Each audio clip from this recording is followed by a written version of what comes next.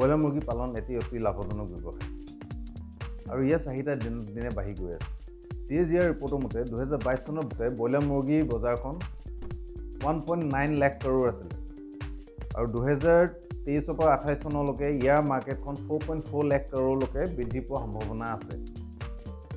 প্ৰত্যেক বছৰে ব্ৰইলাৰ মুৰ্গীৰ বজাৰখন 8.1%কৈ বৃদ্ধি পাই আছে। কিন্তু তথাপিতো আমাৰ ব্ৰইলাৰ মুৰ্গী পালকসকল আজি লোকচানৰ ঘৰত। ইয়াৰ মূল কাৰণটো কি?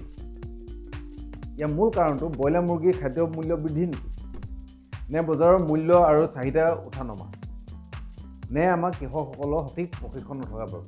নমস্কাৰ, মোৰ নাম বৰুৱা, মেনেজিং পাৰ্টনাৰ ইমন হেচাৰিজ, আৰু মই আপোনালোকলৈ লৈ আহিছোঁ কৃষক বন্ধু মিট প্ৰডাকশ্যন প্লেন।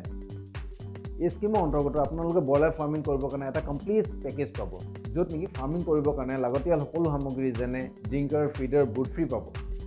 আৰু এই কমপ্লিট পেকেজটো বজাৰৰ তুলনাত 50,000 টকা কম। আৰু এই স্কিমৰ অন্তৰ্গত আপোনালোকক পল্ট্ৰি ফাৰ্মিঙৰ ওপৰত ট্ৰেইনিঙো প্ৰদান কৰা হ'ব।